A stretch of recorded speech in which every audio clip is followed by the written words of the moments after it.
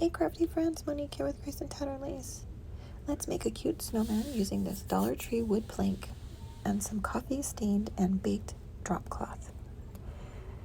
First, I stained the wood plank using some home decor Java paint. Wiped it off with a baby wipe, got all the areas including the sides. Then I coated it with some Vaseline, spread it kind of sparingly throughout the plank using a popsicle stick. After that, I painted it with home decor milk jug paint and then hit it with the blow dryer. Now I'm just scraping off the paint where that Vaseline was at. Just use a scraper, scrape it off in all the areas. It gives it that nice distressed look. I hit it with a blow dryer to make sure it was nice and dry before I started putting my fabric on there. Now I have a snowman that I drew and then cut out off of the drop cloth. Remember, this drop cloth has been stained with coffee and then baked in the oven. Now I'm just going to glue it down, and then we're going to put some stuffing inside. And you know, as I say, do a little glue, a little stuffing, a little glue, a little stuffing, because sometimes you just can't get it all if you glue it together at one time. Now this one, you want to make sure that you don't put it super tight on the board, otherwise you're not going to get some stuffing inside. So you want to leave it a little bit loose, looser than you would think. And again, glue, stuff, glue, stuff.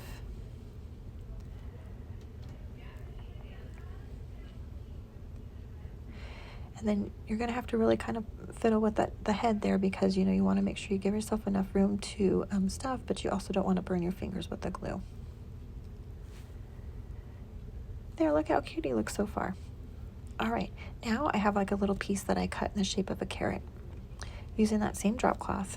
And then I'm going to use some Hello Hobby in the color of pumpkin to paint his nose. Now I didn't do it complete coverage. I wanted it to look rustic and, you know, worn. So I just kind of brushed it with a dry brush. Then we're going to glue it. We're going to leave a little opening, and we're going to put some stuffing in there. Now, this is a tight squeeze in there, you guys. I had to use my scissors to push it on down. You don't want it to be too full, but you want to give it a little bit of dimension when you put it on his face.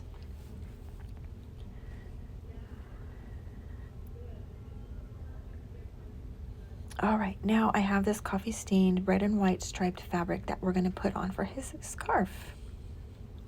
We're just going to lay it across the front and then kind of bunch it up, looking like it's wrapped around his neck. I like that it's all wrinkly and grungy looking. It's perfect. Now I'm going to glue down his nose, and then we're going to get a couple buttons. I liked the ones that were very little. Now you guys, you have to remember your buttons don't have to match. You can paint them. I had two different buttons here. I had a blue one and a black one.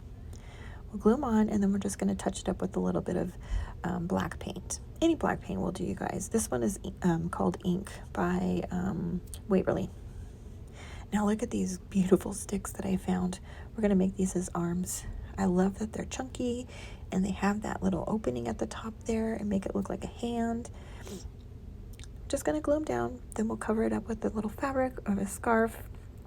Kind of play with it, make it look like it's wrinkly, like it's kind of blowing in the wind. Now I have some coffee grunged Sherpa. You guys, you can get the Sherpa at Joann's. It's in the fur section. It's about $14.99 a yard. It goes on sale very often for 40% off. Look how cute he looks so far. All right, he needs a tag, you guys. I have the crocodile tool. I have this coffee stained and baked paper that I baked in the oven.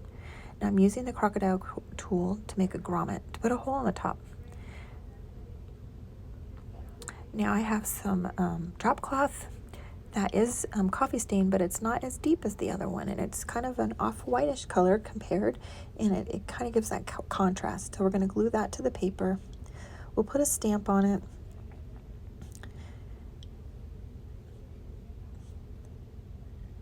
All right, oh, look at you guys. I have this nice little strip of drop cloth. I thought it would be so cute to name him. So we're going to get that little strip of drop cloth, and we put another grommet in there. I don't know if you guys can see that little grommet, that little hole right there. We put a grommet right in there also. Now I stamped the word Jack. We'll call him Jack, for Jack Frost.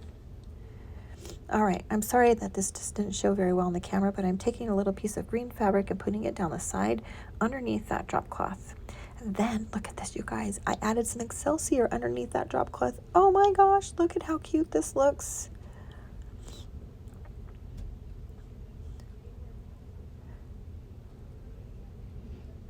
Look, isn't that darling? Oh, and there's our little name, Jack.